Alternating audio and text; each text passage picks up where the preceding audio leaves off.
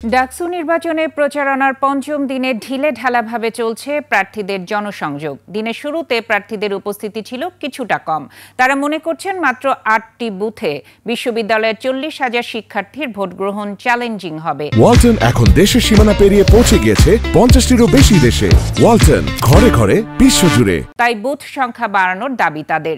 কেউ কেউ নির্বাচন প্রশাসনের নিরপেক্ষতা ও ভোটকে কেন্দ্র করে বিভিন্ন পক্ষের প্রার্থীদের অপপ্রচারের অভিযোগ করছেন। ৯ সেপ্টেম্বর অনুষ্ঠিত হবে ডাকসু নির্বাচন, ৭ সেপ্টেম্বর শেষ হবে প্রচারণা। যে সকল মেয়েরা রয়েছে তাদেরকে কিন্তু বিভিন্ন ধরনের ভয়ভীতির মাধ্যমে, বিভিন্ন ধরনের তাদের সাইন দেওয়ার মাধ্যমে কিন্তু তাদেরকে ভয়ভীতি প্রদর্শন করা হচ্ছে। একদম উচ্চ প্রশাসন থেকে এমন কোনো কথা আসে, তখন বোঝা যায় যে আসলে পর্দার পেছনে হয়তো এমন কিছু আছে যেটা আমরা সাধারণ শিক্ষার্থীরা জানি না। তো আমরা আশা করব যে প্রশাসন আসলে তাদের জায়গায় অটল থাকবে। মৌলিক জায়গাগুলো, খাদ্য, আবাসন এবং একটি স্বাস্থ্যকর পরিবেশ তা নিশ্চিত হয়নি।